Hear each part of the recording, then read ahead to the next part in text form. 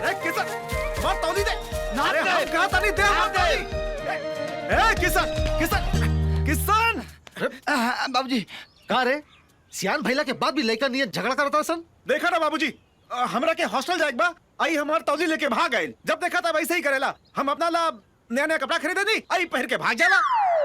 कहा ऐसा करता रे त का करे यार ये लोग खातिर तो नया नया कपड़ा खरीद लो हमरा खातिर कहियो खरीद ले बड़ा तो ये लोग के ना पहनी तका लंगटे घूमी। बहुत जुबान चलाता तो देव कर तौली ना दे। अरे ना दे भो दे दे हमार तौली दे। दे हमार तौली दे। अरे ना दे। किसन किसन हमार तौली दे। किसन अरे अरे का हो गेल काहे झगड़ा करत रसन। देखा ना भाई ये हमार तौली पहन के भाग आइला।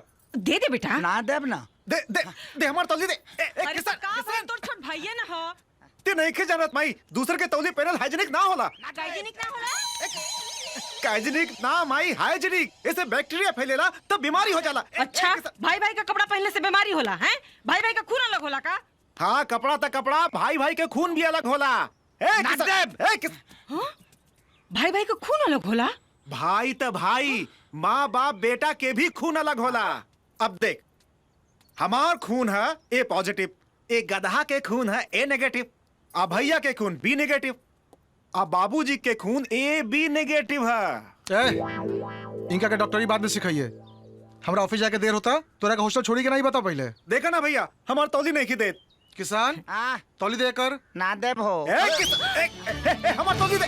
किसन किसन दे हमार तौली। हमार तौली दे। भैया कहा तने हम नीचे नहीं की पहन ले। हम नहीं की जाना हमार तौली भैया दे। नहीं की पहन ले।